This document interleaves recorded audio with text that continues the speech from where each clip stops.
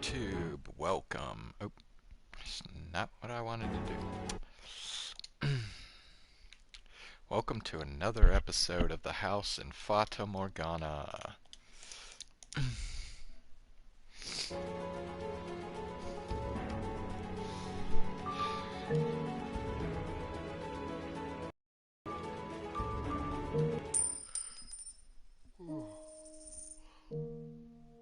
Alright, so last time Mell started telling his story about his life with Nellie. Apparently he was disowned by his family, and Nellie, his sister, went with him, and they lived in their own house, far away from the rest of their family. And then, as we found out from uh, prior episodes, Nellie got sick, and we're now going through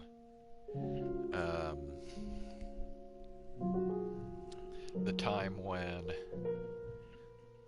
Mell was interacting with Morgana, who's providing him with the medicine to give to Nellie. So that's where we left off.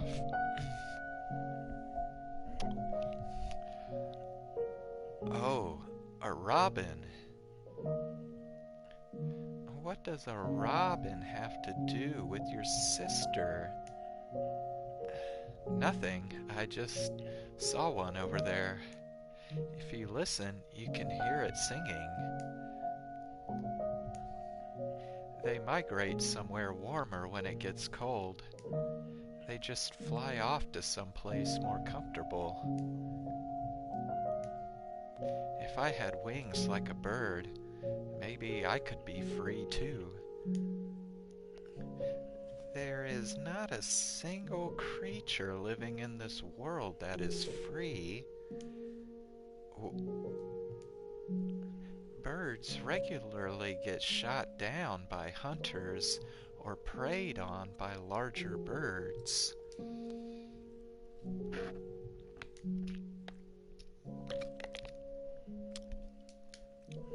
The idea that they are free is nothing more than man's short-sighted delusion.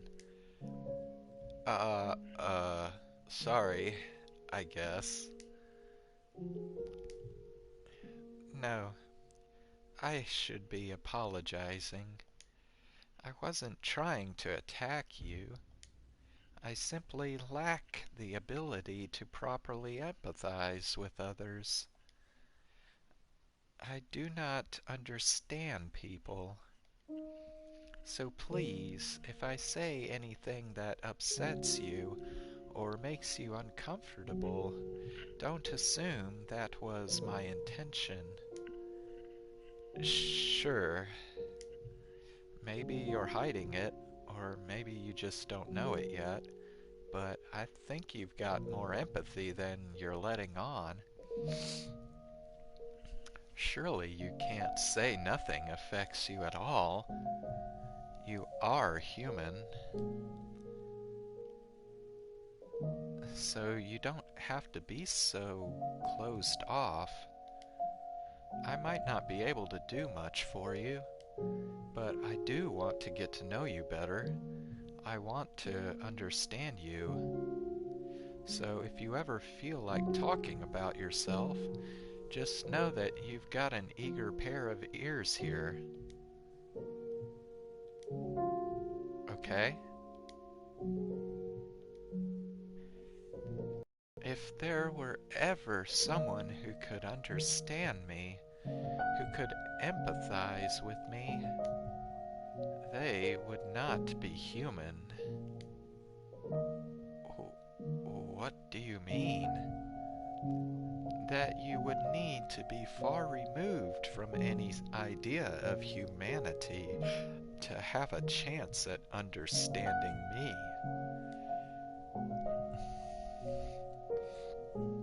Regardless, I do appreciate your kind words. Sure. So, out of curiosity, do you have anyone, really important to you in your life? Not at the moment.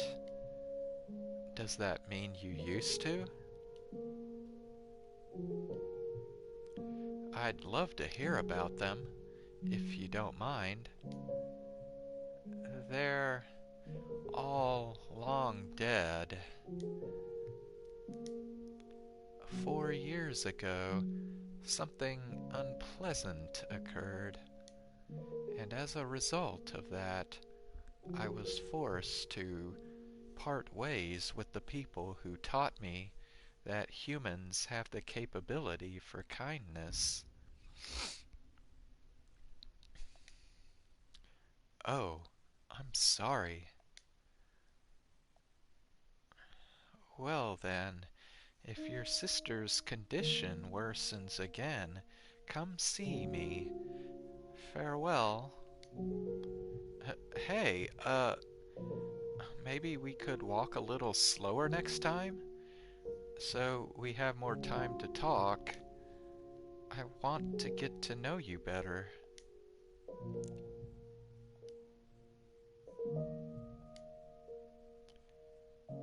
I'll consider it. Does it really require that much thought? So long. Ah, bye. See you soon.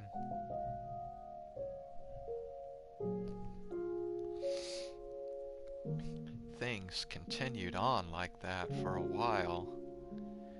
Nellie bounced back and forth between getting better and getting worse. Emotionally, I followed not far behind, getting very little in the way of peace of mind. Having to spend so much time worrying over and looking after Nellie was starting to wear me out. Even though I knew good and well she had it much worse than me. I wanted to be done with it all. I wanted to be free. I wanted her to get better as soon as possible, so I could stop agonizing over her. So at some point, I started wishing for a miracle. I didn't care if it came from God, an angel, or something less holy. I just wanted someone to cure Nellie and take the weight off my shoulders. And during one of our walks, I let that slip. I'll take anything at this point to make her better. I'll even take a miracle if I can get one. I assumed she would, as she had a tendency to, say that people who believed in miracles were delusional. She was, in my mind, very much a realist, which is why her response surprised me so much.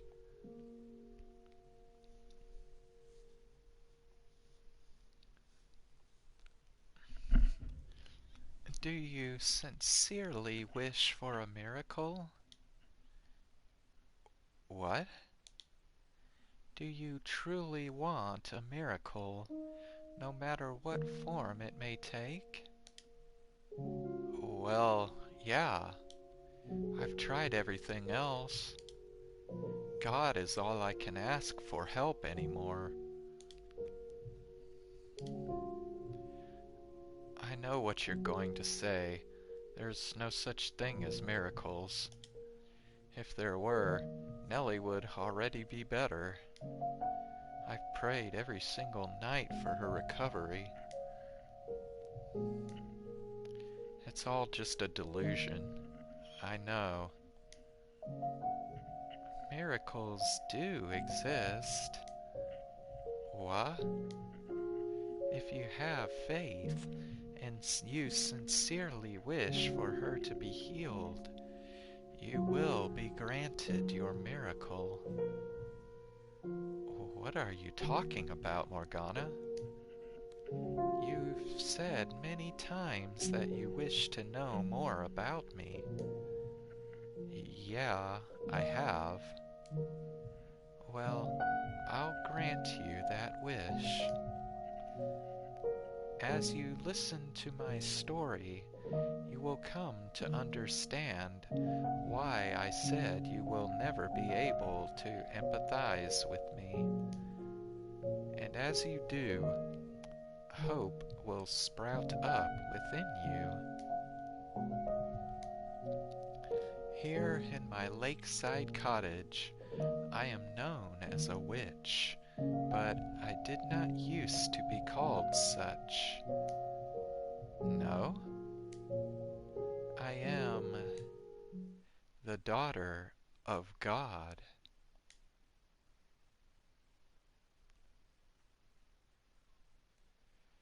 Most people would dismiss such a claim as madness, and I almost did exactly that.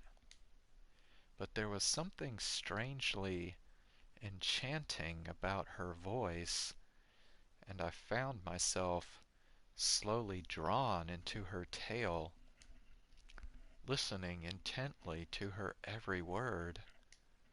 The more I heard, the harder it was to believe she was lying. And before long, I was convinced she was the daughter of God, a saint whose blood had miraculous powers. Her first cry ended a lengthy drought in the village where she was born, and her blood cured the sick. She rolled up one sleeve to show me her arm.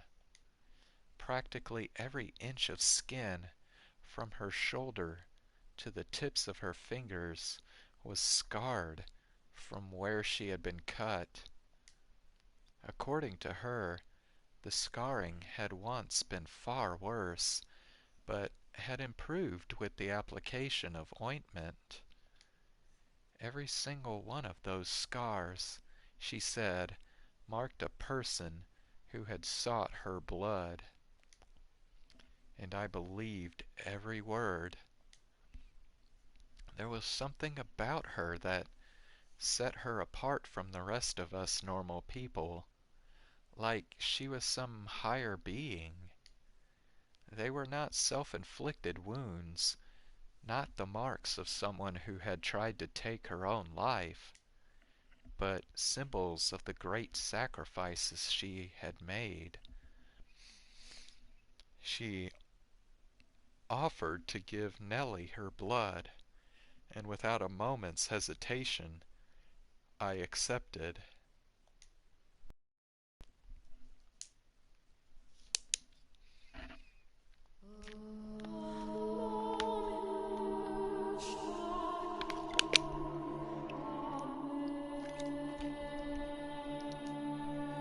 Mell? Hey, Nellie, I'm back, and I brought someone with me. A saint. A saint? Yep, she's here because medicine hasn't been working for you.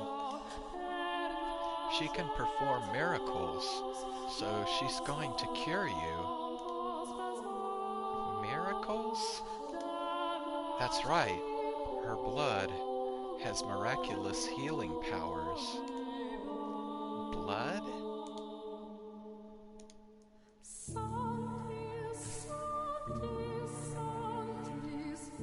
Fear not, my beloved sister. Hear my words and do as I say. You must have faith for the miracle to be performed correctly.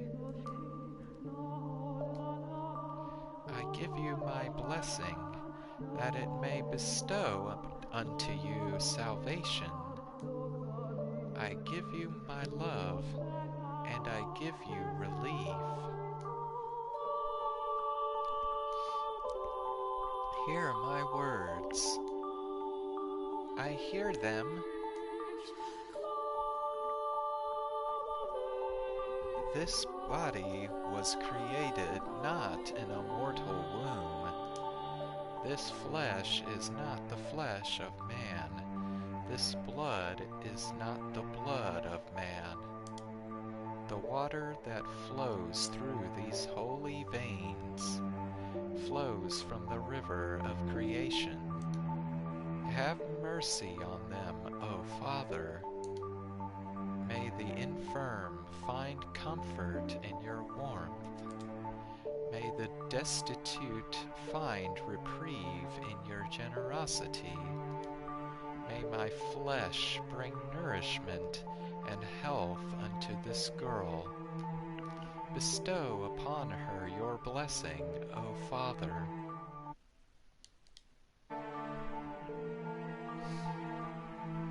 Morgana held a pale hand above Nellie's mouth and, without hesitation, sliced her own wrist.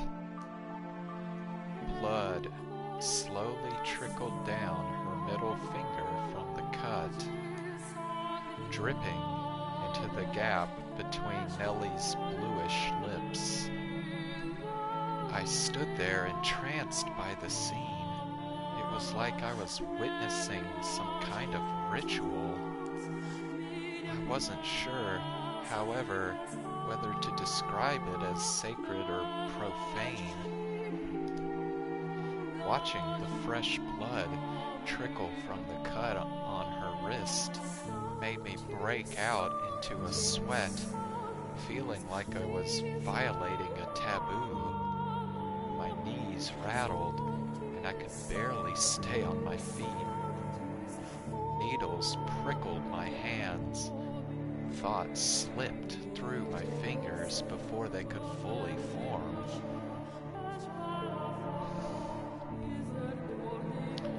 Had I crossed a line that wasn't meant to be crossed?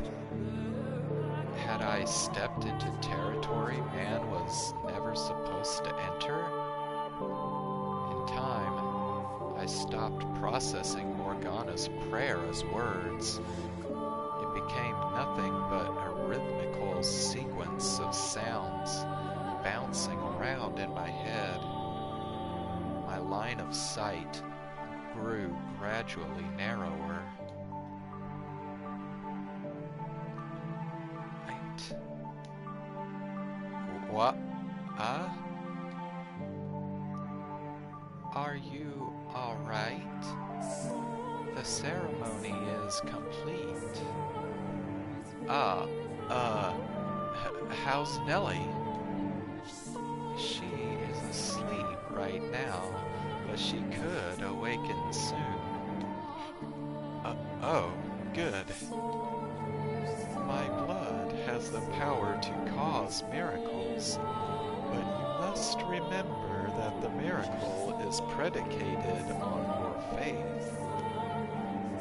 So, are you saying we need to worship you? No, I am merely God's progeny. Your praises and prayers should be directed at my Father, the Lord God. I should get going then. Hey, thank you very much. When Morgana had said I would never be able to understand or empathize with her, she had not been lying. Having only heard her tell of it, I'd still believed there was room for me to close the gap between us, that we still had enough in common. But seeing it with my own eyes, feeling it with my entire being, I no longer had any illusions of us being on the same plane. As I gave her my thanks, my voice was audibly trembling.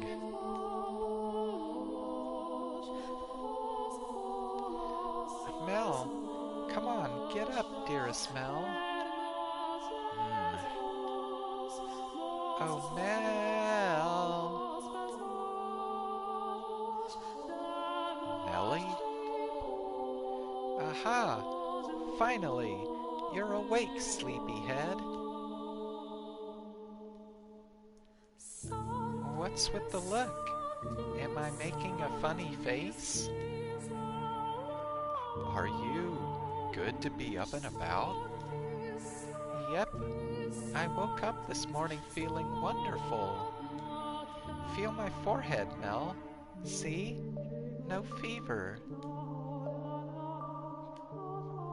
It is.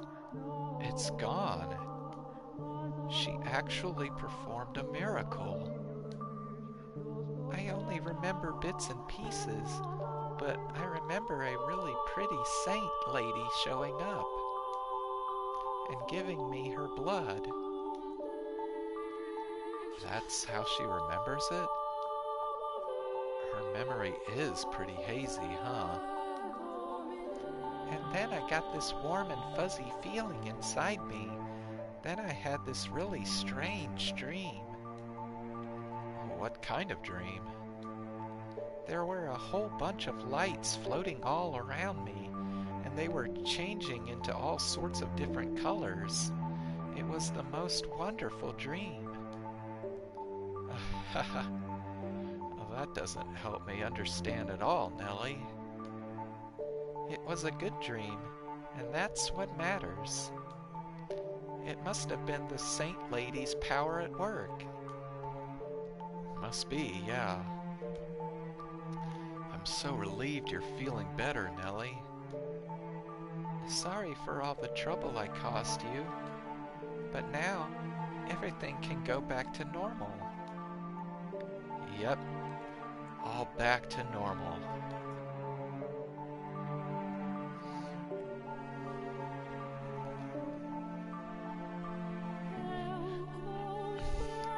She wants to thank me? Yeah, Nellie's insisting I let her meet you so she can show her gratitude. So if it's alright, would you mind coming to supper sometime? That would probably not be wise. Huh? Why not? It would hardly be pleasant having to eat in the presence of a face as grotesque as mine, and I doubt your sister would react well to the sight of it. I don't think it would cause any problems. Nellie isn't the kind of girl to judge someone by their looks. I don't think. Perhaps not, but to her, I'm a saint, not a normal person. In her mind, she thinks I'm beautiful, doesn't she? We must maintain that illusion. It is essential to the miracle that her faith remains unwavering, and on some level, that faith depends on her idealized image of me. You think so? Though our time together was brief, I could see it in her. She is a girl with a great love of beauty. And perhaps the same could be said of you. I don't judge people by how they look. It's what's inside that matters. I'll take you at your word. Thanks. So, are you sure you don't want to come? I really shouldn't. I'm terribly sorry. Oh, okay. Why in the world am I feeling relieved?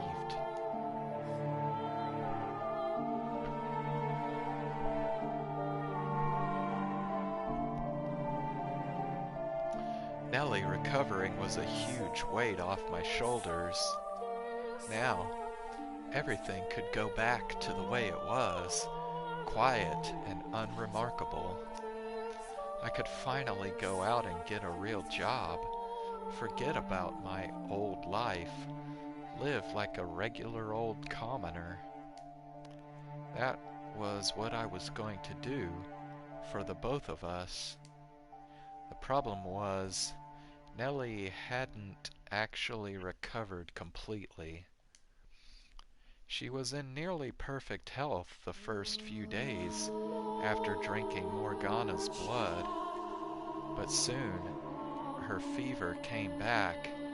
She stopped being able to get out of bed, and to top it all off, she started having lengthy coughing fits. During some of them, she coughed up little bits of bloody phlegm. I nearly had a panic attack, so I rushed down to Morgana's cottage and told her what was happening, to which she responded with a quizzical tilt of her head. Nellie's health meant everything to me. It certainly wasn't the curiosity her head tilt seemed to make it out to be, but it didn't seem to bother her at all.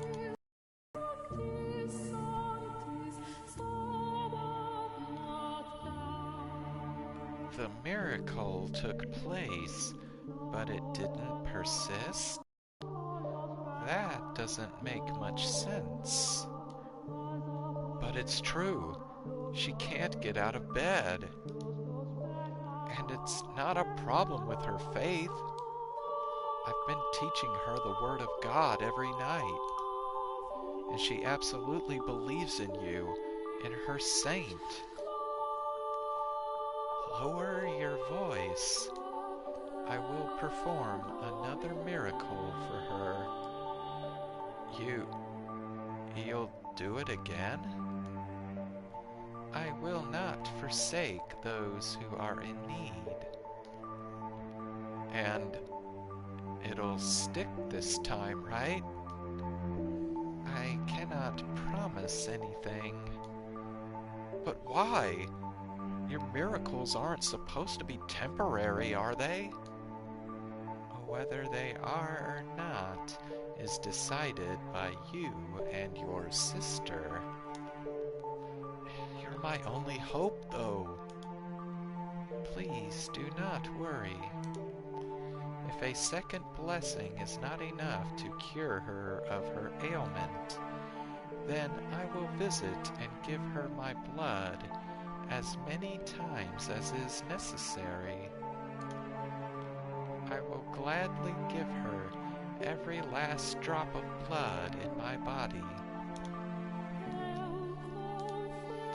I assure you, my Father does not want to see two young souls like yourselves torn apart, and neither do I. We should get going. All right.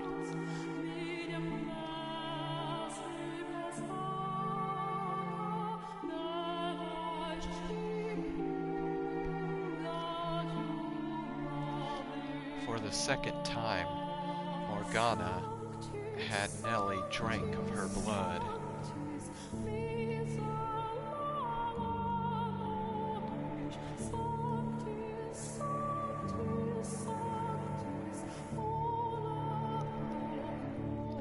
And for the second time, she was healthy again the next morning.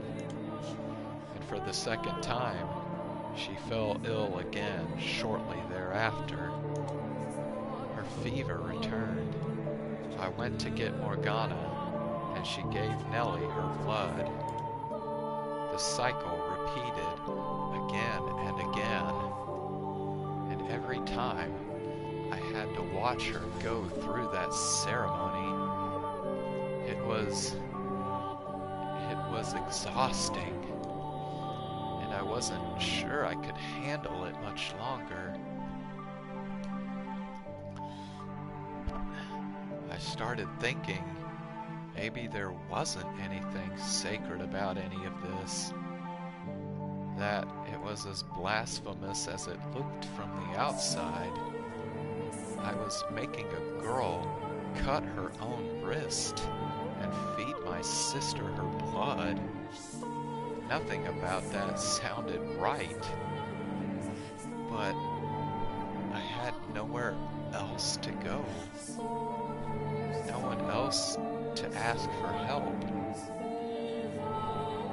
When I was with Morgana, listening to her words of reassurance, she, without fail, wiped away all the doubt I had. It wasn't until after she left that the wave of regret hit me. I wasn't sure what was right and wrong anymore. I wasn't sure what to do anymore. Every time I went to see Morgana, it got more and more difficult to look her in the eye.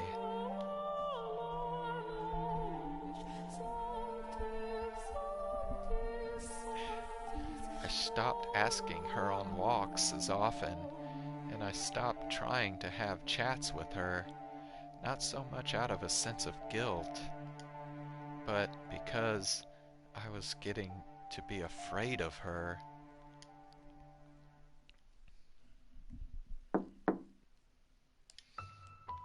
One of those draining days, someone knocked on the door.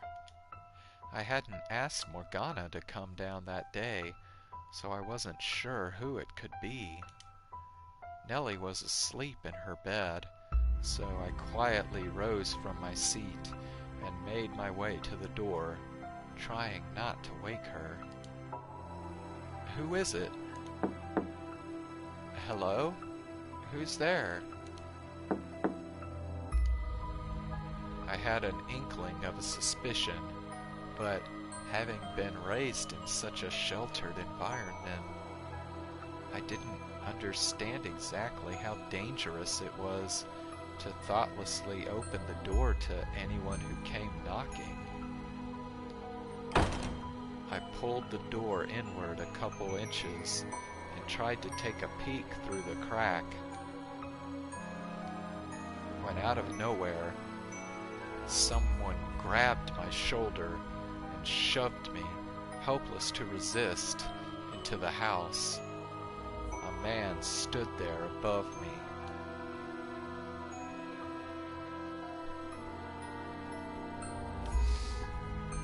"It's the beast, dude."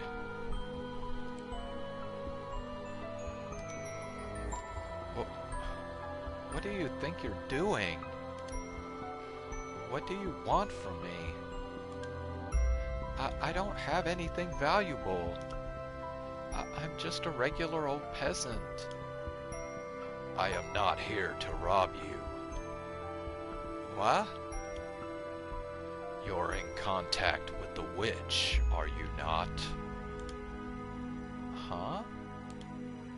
"The girl who lives by the lake calls herself a witch." "A witch? I don't know any witch. The only one who lives there is a saint." "A saint?" "I was told she was a witch. But regardless, there's a girl who lives there with miracle blood, no?" Looks like I've got the right person." What do you want from me?" "I want you to help me." "Huh?" "I need you to lure the witch out into the open." And why do you need that?" "Because I need her blood. I need to get my hands on the witch's miracle blood." "Then go ask for it. Go ask her for it yourself. Why should I have to help you?" "She won't open the door for me. But you, I've seen you talking to her. You seem to be quite friendly with the witch. Taking little walks around the lake. How? I need your help. And what are you going to do once you have her outside? I have orders from the Lord to take her captive. What? The Lord? Why would he? That is none of your concern. You expect me to buy that? All I need from you is to get the witch out of that house. Why would I? She doesn't trust me. I could always force my way in, but there's a chance something might go wrong, and I can't risk that. If she hears your voice, she'll open the door, yes? The witch trusts you, unlike me. With your help, there's no risk of anything going wrong.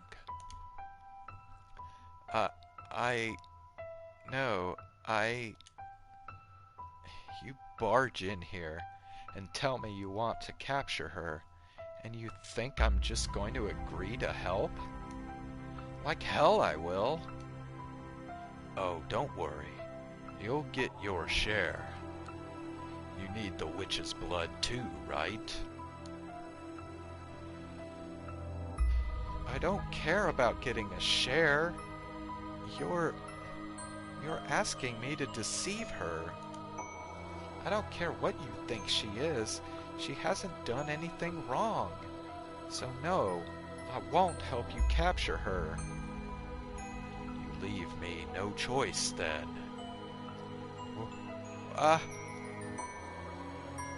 He approached the bed where Nellie slept, drawing his sword and pressing the tip against her throat.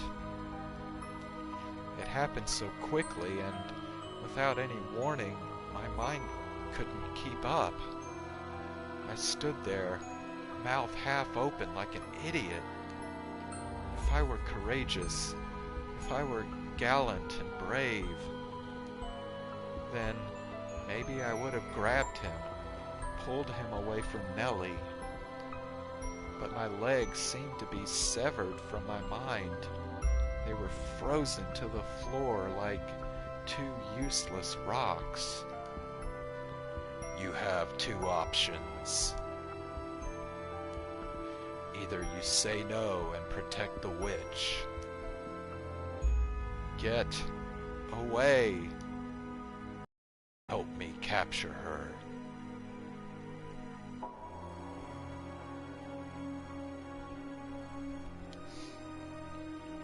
Get away from her. Right now. And if you choose the witch, I kill the girl. Get away! Make your decision. Get away from her! You have until the count of 10. If you don't choose, I kill the girl. 10, 9, 8, 7. 6, 5. Okay, I'll do it. I'll help you. So get your sword out of her face.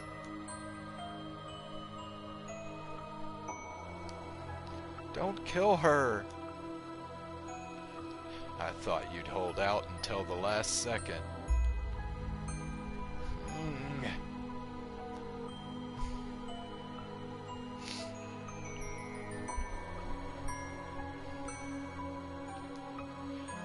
Well, what are you waiting for? Let's get going. Get moving.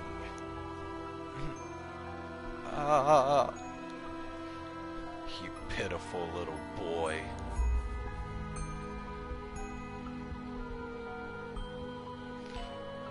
felt like jumping into a lake.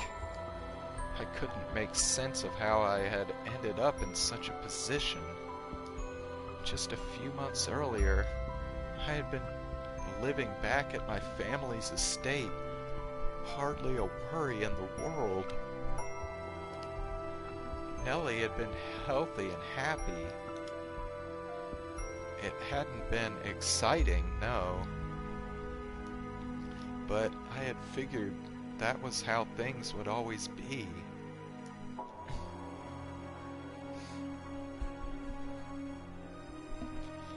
That one day I would fall for some noble girl, Nellie would get jealous, and I would have to spend several days, or even weeks, pacifying her.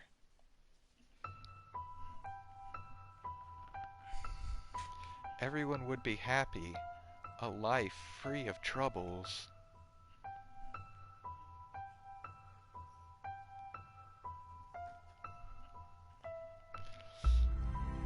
Bro, actually knowing this is how it happened makes it really shitty that Morgana decided to curse him. That's not really fair, dude. Like, this dude threatened to kill his sister. Like, that's not fair to punish him when it was really this other dude that was threatening to kill his sister that made him do all this. Yeah, I'm gonna say it again, man. Mell really got the fucking raw end of this shit.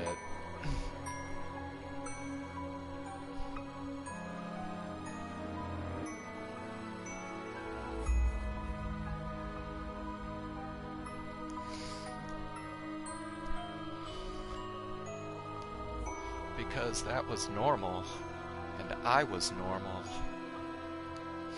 So what I was doing, living in some tiny cottage so far from home, feeding my sick sister miracle blood. What was I doing walking beside this barbarian? What was I doing at all?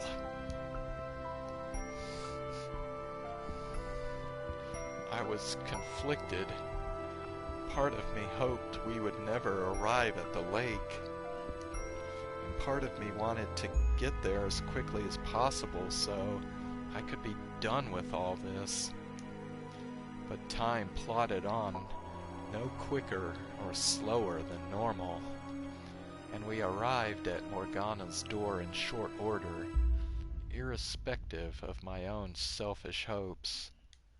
The thought of what was going to happen next filled me with a crushing sense of guilt. I may have been afraid of Morgana, but I had no grudge against her.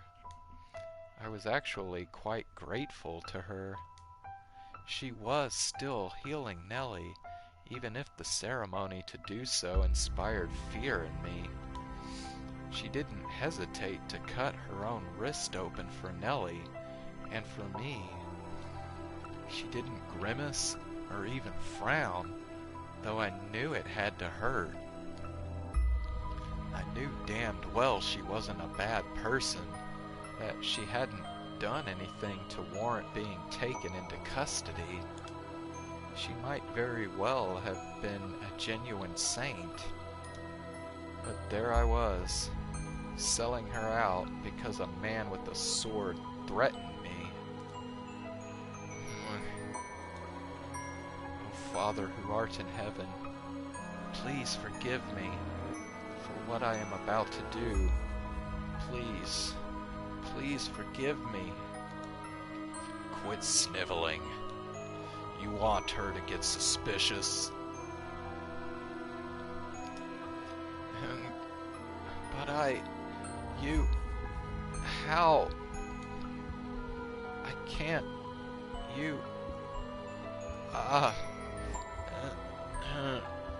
please, oh God.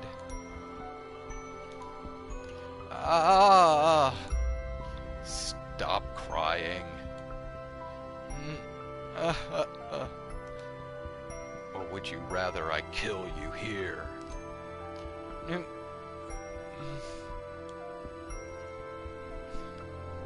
Just close your eyes. It'll be over before you know it. Do it. Call on the witch.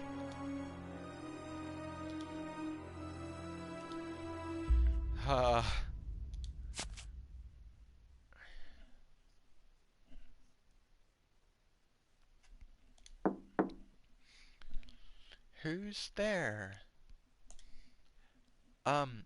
It's me. I, I'm not here about Nellie today. I, um, I'm sorry for being so distant lately. I want to talk things over.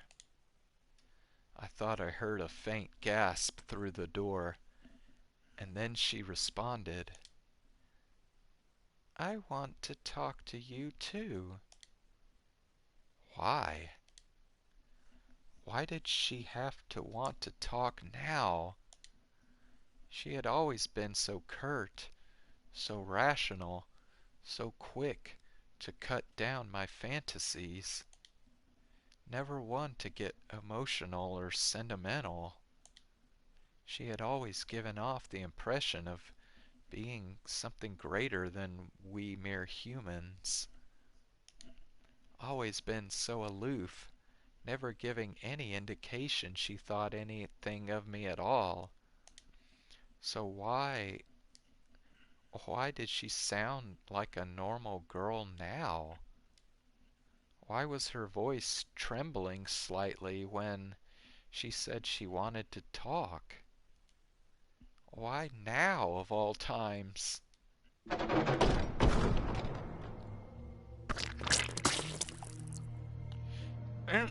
Ah, ah, gra,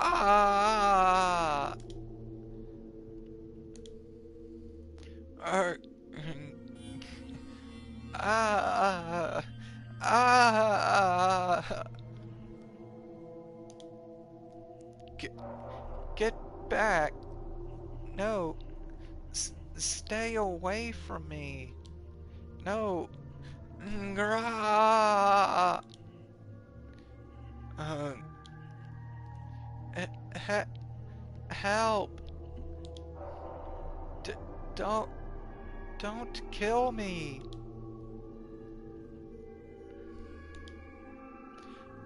And, ah, ah, gra. Take it. What? That's your share. Should last you long enough. Ah, ah, why? Why? Why did you take my arm? What do you mean by share?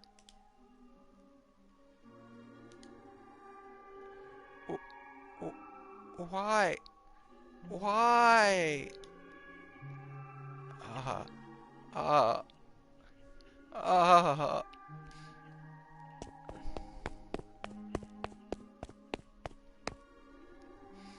It all happened in less than a minute. I told her I wanted to talk. She opened the door. Then I heard a sound like the wind whipping past my ear. And the next thing I knew, her cottage was covered in blood. Never once did I expect anything to happen how it did. When he'd said he wanted to capture her, I took it to mean exactly that. I hadn't thought he would turn brutal, that he would do something so horrific. After the man cut her arm off, Morgana tumbled to the floor, floundering about as he watched, blood trickling down the curved blade in his hand. Her screams were indistinguishable from those of a normal person. Her, ah, ah, ah, ah, ah, ah, er, er, er, er, er, er, er, ah, ah, arm, her arm, ah, ah.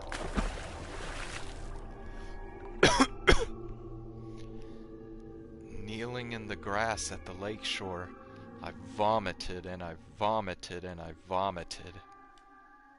The things I had seen in the cabin were far too much for me to handle.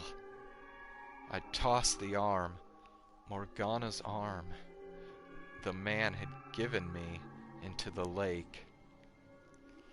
What else was I supposed to do with it? It was an arm. A human arm. You would have to be insane to go around carrying someone's severed arm. I tried to convince myself it was all a dream, some terrible nightmare, but I could still feel the warmth of her skin fresh on my hands, the warmth of her blood on my fingers, dragging me back to reality. Ah, ah, ah.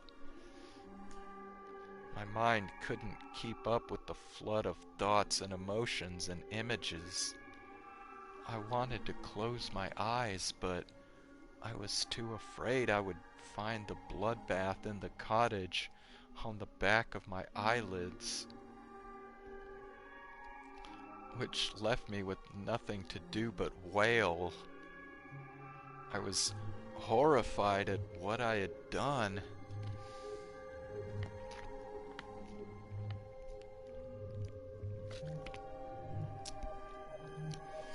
I knew that I was the one who had set it all in motion. If I had kept quiet, Morgana wouldn't have had her arm cut off. But I didn't want to admit it was my fault. I didn't want to accept that I had caused it. I did nothing wrong. It's not my fault. I was... He... He threatened me. So it's not my fault. I had no choice. I didn't do anything. I frantically scrubbed my blood-soaked clothes in the lake. As I watched the red clouds spread, I knew I was defiling something pure and beautiful, but my awareness of that fact was slowly dissipating like the blood through the clear water. By the time I had gotten all the blood off my clothes, the sun was beginning to set. I came back to my senses at the sound of a bird chirping and quickly recalled that I had left Nellie alone at the house. My legs were shaking and I could barely keep myself upright, but remembering her gave me enough motivation to drag myself back home. If she hadn't been there waiting for me, I seriously might have thrown myself into the lake instead. Oh, wow, dude. That's fucked up.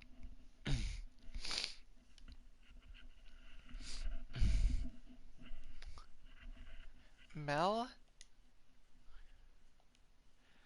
What's the matter, dearest Mel? Where have you been? Mel? Uh, I'm so sorry. What? I'm sorry. I'm sorry. I'm so, so sorry. Uh, ah, will you ever be able to forgive me?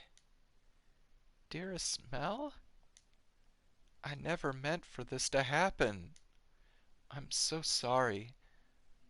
Please, I'm begging you to forgive me. I'm begging you.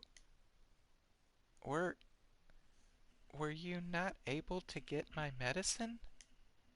Is that what you're crying about? It's not that big a deal, Mell. I'm just fine. Honest. I'm alright. Thanks.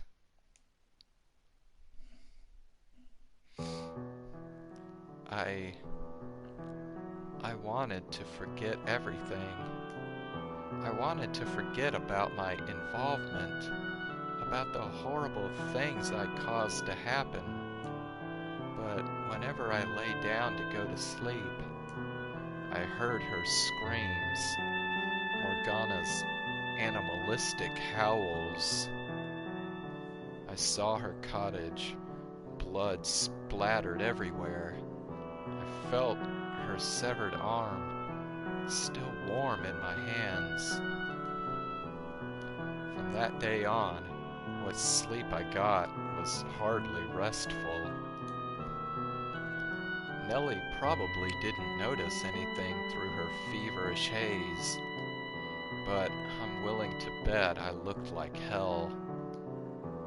Praying time would cause the memories to fade. I started looking for doctors again. Instead of clinging to a miracle, I would try to have Nellie's sickness cured the way normal people did. At some point, though, all that money I'd been given started running low.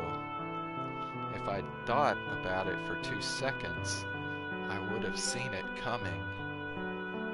I hadn't exactly been frugal in my attempts to find a cure for Nellie, nor had I been especially concerned about money before she fell ill. I was so used to living like an aristocrat, and I hadn't succeeded in breaking those old habits, which left me with only one thing I could do for Nellie: be with her day in and day out. Every day that passed, I lost a little more hope. If I couldn't do anything and Nellie died, I would be utterly alone. And that was what scared me more than anything. The nightmares were eating away at me, leaving me with nowhere to run. And if I didn't have someone there with me, I wouldn't have been able to hold myself together. After 3 or so days of me sitting by Nellie's bedside, hardly moving, there was a knock on the door.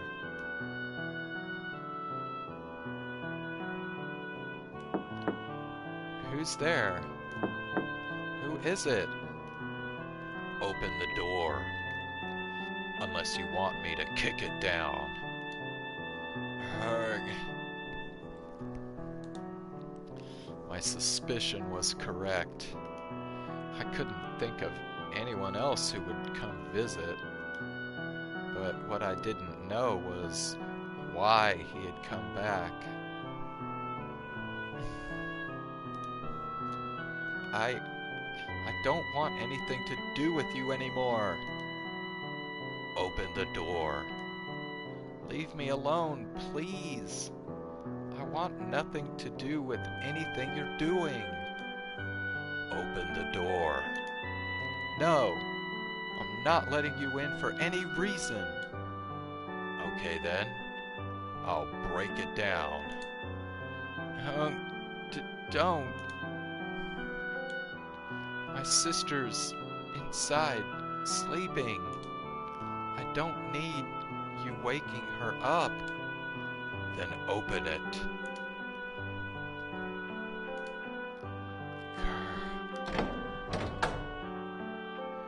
What do you need?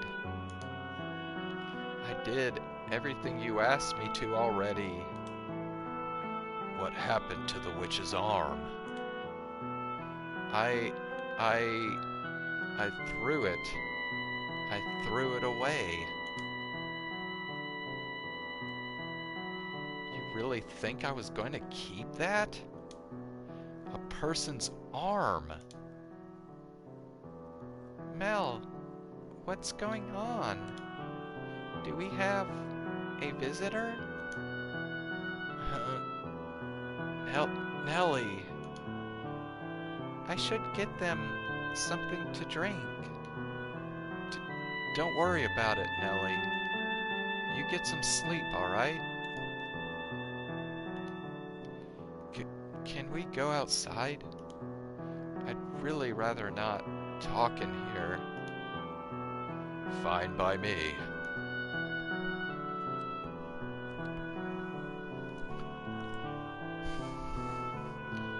So that's your sister? Explains why you look so much alike.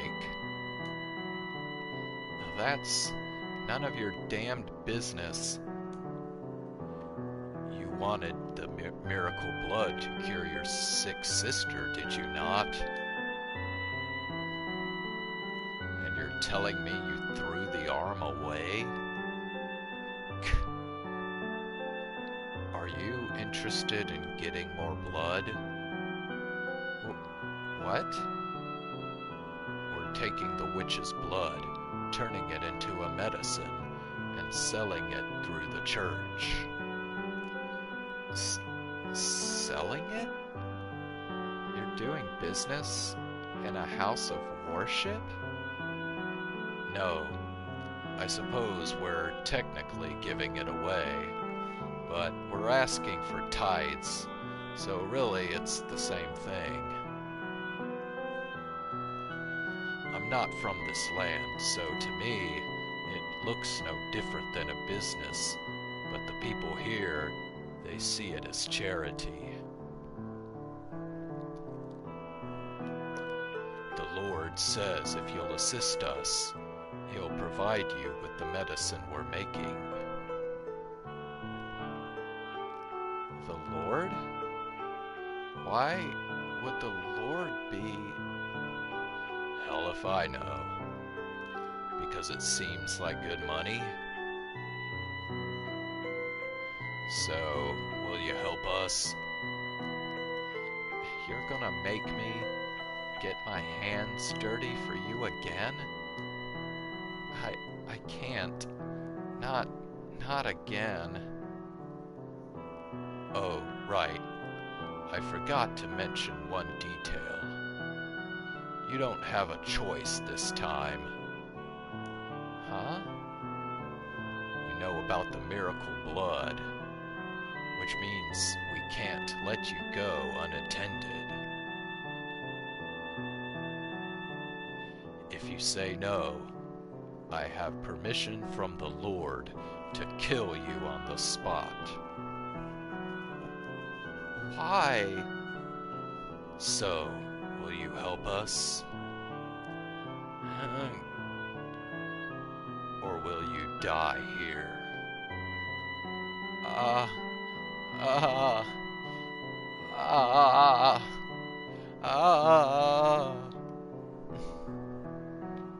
What was the right thing for me to do then?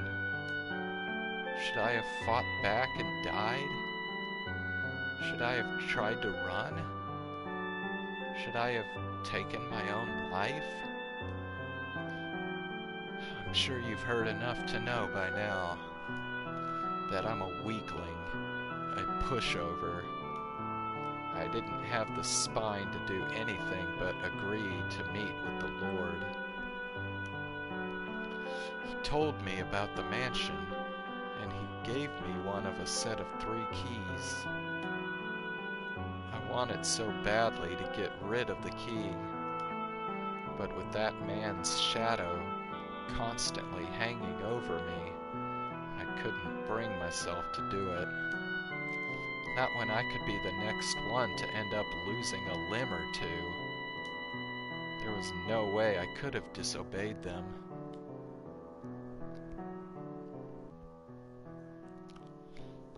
And that's everything that happened 6 months ago. Every day since I arrived here, I've brought Morgana breakfast and supper. She doesn't say anything, but I saw it in her eyes the first time I stepped through that door. How could you do that to me? I've never looked her in the eyes since, because I'm too afraid of what I might see in them.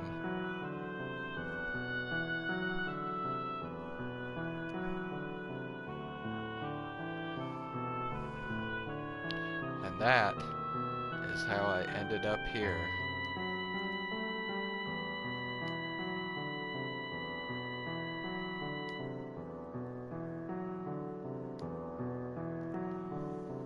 So he was threatened. He didn't actually want to cause Morgana harm.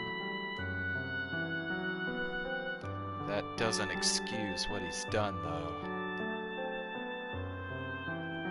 See? What did I tell you? I'm not at all the brother you thought I was. Mock me. Ridicule me. Call me worthless. A coward.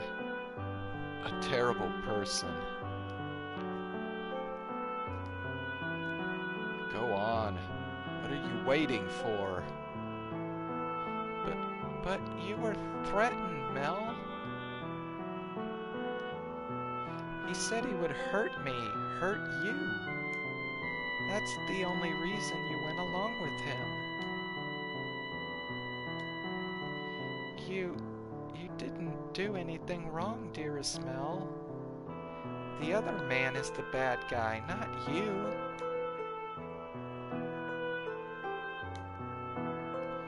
You did the best you could. You didn't have a choice. That terrible man forced you to do everything. Nellie, you didn't do anything wrong, dearest Mell. No, I didn't. I didn't do anything wrong. I had no other choice. That's not true. All you're doing is closing your eyes. What? You mustn't coddle yourself. What was I supposed to do then? Don't be mean to my Mell.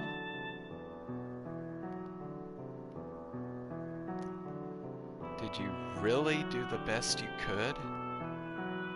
Did you even once try to do something about the situation, as hopeless as it may have seemed?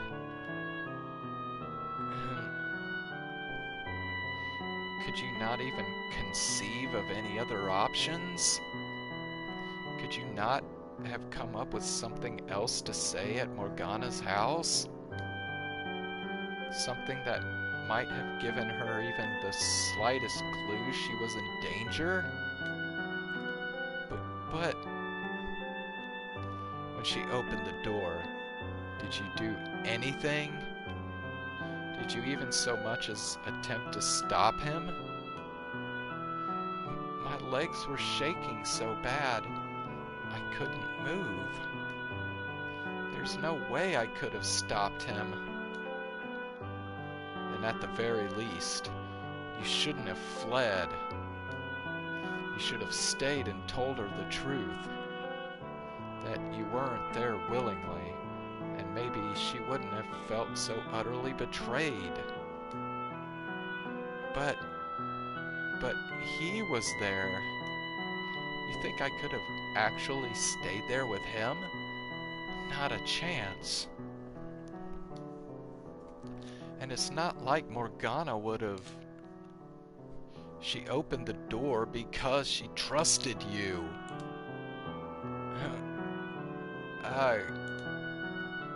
She isn't the easiest person to read, but she was opening up to you.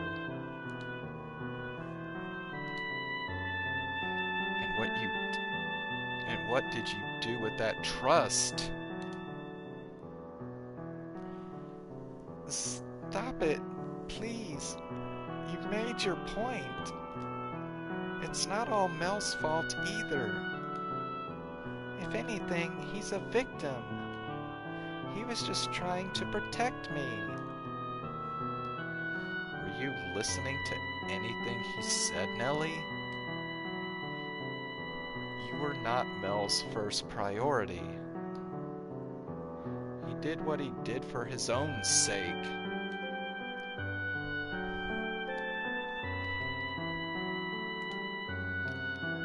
Well, what did you expect me to do? Pull courage I don't have out of thin air? What's so wrong with self-preservation? There was nothing I could have done to stop him. I'd love to see you try and do any better.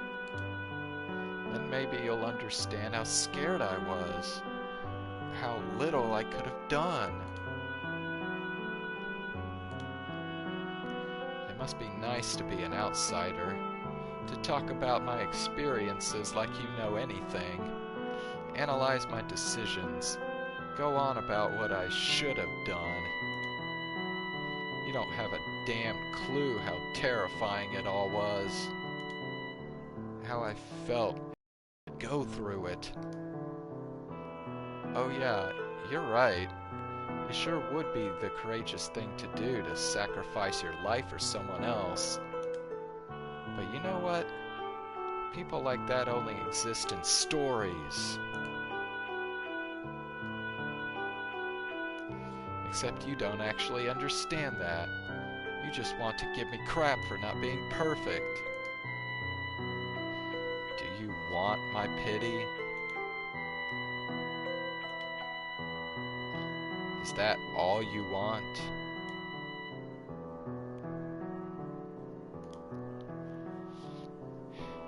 If I tell you I feel bad for you and oh, how hard it must have been, will that satisfy you? Do you not want to know what you can do now?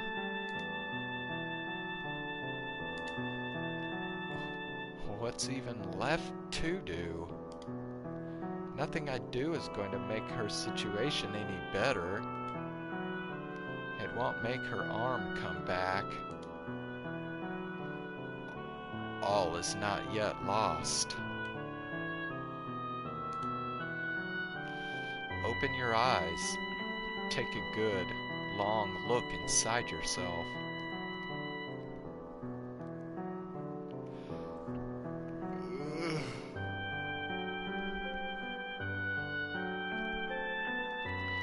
Think about what you can do.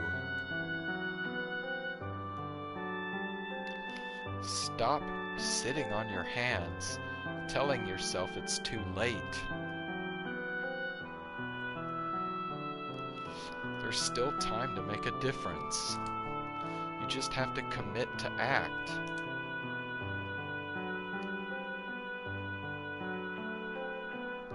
I don't think you're an especially bad or cowardly person. I think you're an ordinary young man. It might sound like I'm telling you to do the impossible, but soon the time will come when you must make your choice, when you must stand up and take some responsibility for what you've done.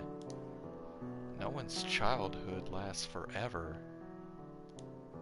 The good days are long behind you before you even realize they've passed.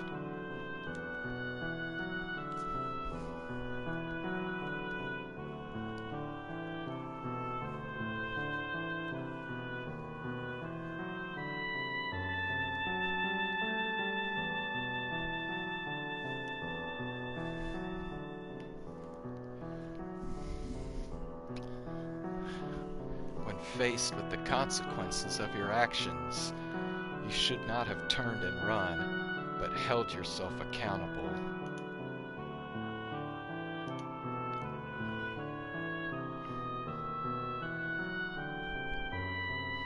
It is, perhaps, a disproportionately large burden for you to bear, but it's fast approaching, and you need to make a decision. Find your courage. Set Morgana free. Mell. Mell. But even if I open the door for her, it's too little too late. She'll never forgive me after... Is her forgiveness the reason you should act? No, it's penance for what you've done to her. Atonement for your sins.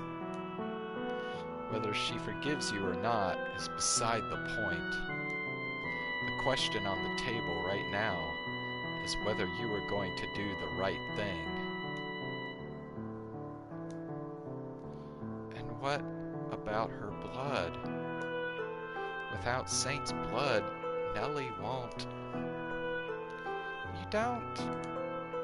You don't have to worry about me, dearest Mell. My life isn't so important that I want to take someone else's away to keep it. I'll think about what I can do to help too. It's partially my fault after all. So please, Mell, set the Saintess free.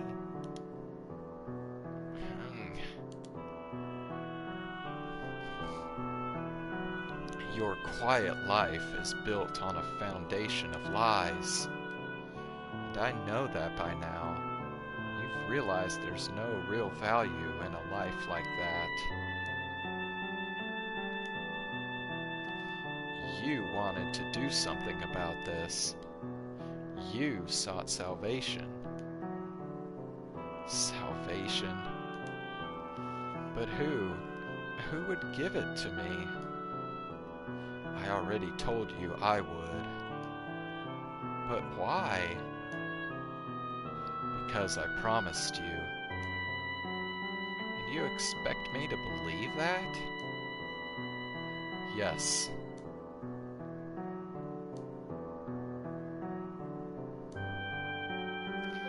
If you choose to sit here and wallow in your regret, there's no going back. Now is your only chance to make a change. Mell.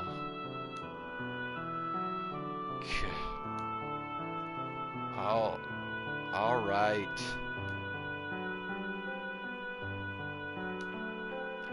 I'll help. I'll help you. Set her free. Dearest Mell, I knew all along that was what I needed to do. But I could never bring myself to act on it. There was no way I could accomplish anything alone. I'm basically helpless on my own. Everything about this is so completely outside anything I've ever had to deal with before. So I had no way of having any idea what I was supposed to do about it.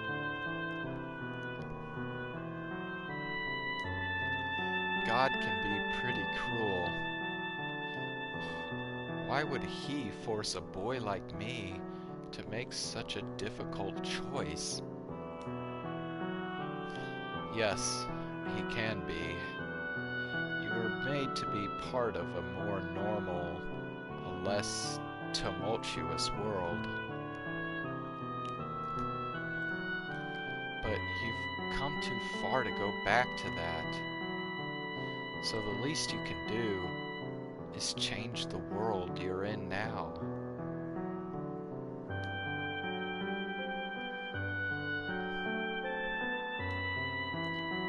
Yeah, I doubt I need to remind you, but you know, you can't get in with only my key. You need all three, and the other two, they don't feel an ounce of remorse.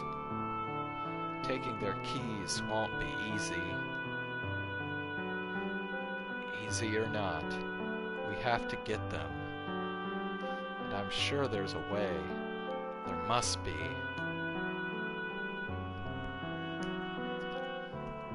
Just so we're clear, you're not going to overpower them. The guy with the sword's much stronger than you, and he knows how to use a blade. And he's the Lord's bodyguard, so you're not getting past, you're not getting near the Lord either. Even the two of us together wouldn't stand a chance against him. You seem pretty weak from the looks of you. Who knows? Maybe I am stronger than you.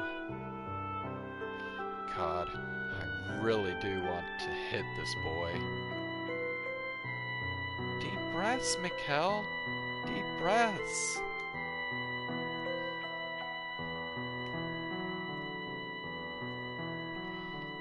There must be some way we can get their keys. I know they both have people they're close to. Huh? People they're close to? We could talk about that later. Now that you've made your decision, talking with me isn't your top priority, is it?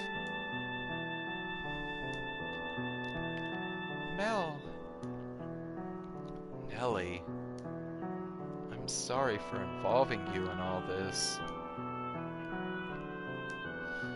And I'm really sorry for being, well, what I am. I'm no prince, that's for sure. You always were my prince, though, dearest Mell. You did your best to be the brother I wanted you to be.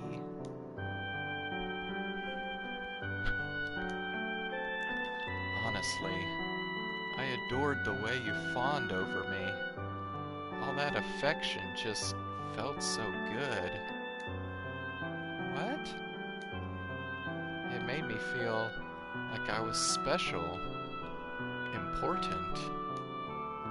Having someone to care for, to pamper, it was empowering. That's the kind of guy your brother is.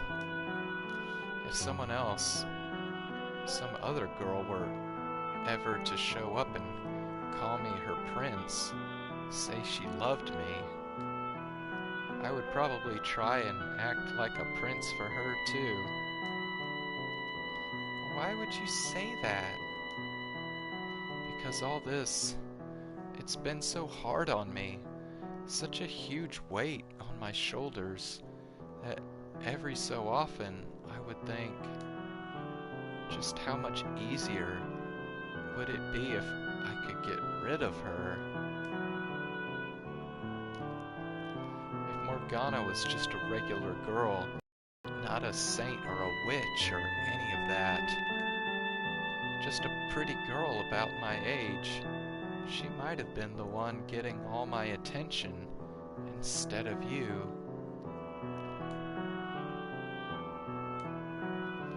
That's who I am. That's not you, dearest Mell. You're just beating yourself up. Maybe you would have chosen her over me, but that wouldn't make you any less of a kind man. How can you say that after everything I just told you? Because, Mell,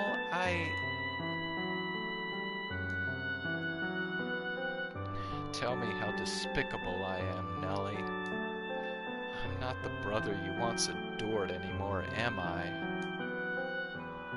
You're not what I thought you were, but you're still my one and only brother. That will never change, no matter what kind of person you become. It was wrong of me to try and make you into my prince, Mell. I should have done my job as your one and only sister in the whole wide world. Been there to help you as much as you helped me. I kept pushing my fairy tale fantasies onto you,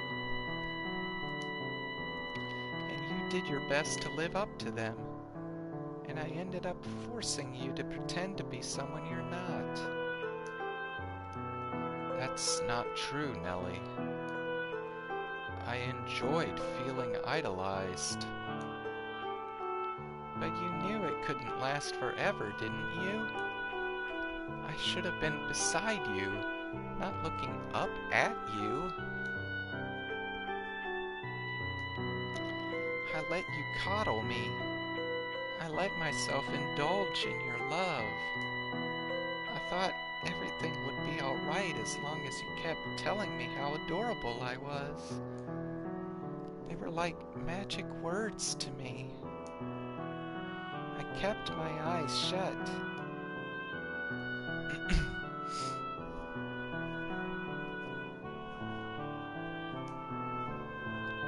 Mell, starting today, I'm going to do my best to be your sister. I'm all done holding you to fairy tale ideals. I won't make you pretend to be a prince for me anymore. And I won't try to be your princess either.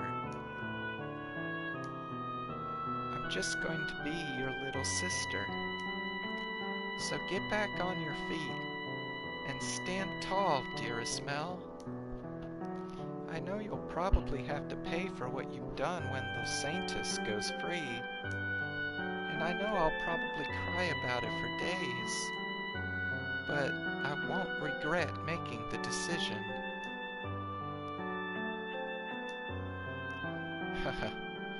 Well, I don't know what to say.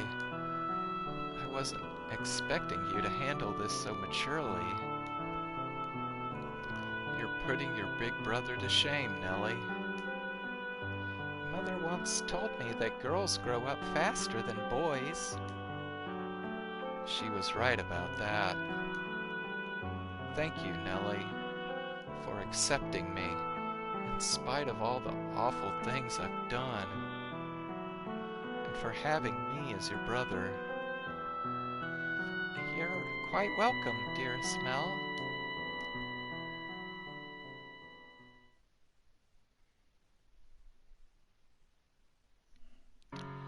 Alright, man, I'm gonna stop here because I'm like really freaking tired.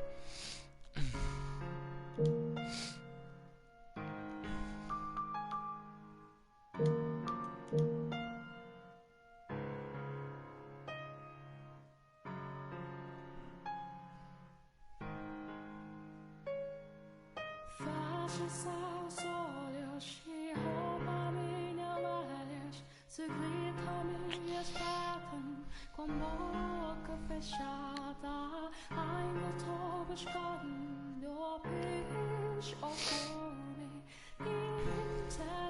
Well, he actually hasn't given him the key yet.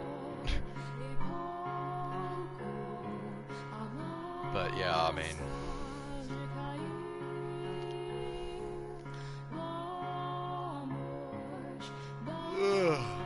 okay, I gotta go, man. I'm gonna just hit the freaking hay. Alright, have a good night. I will be back again tomorrow.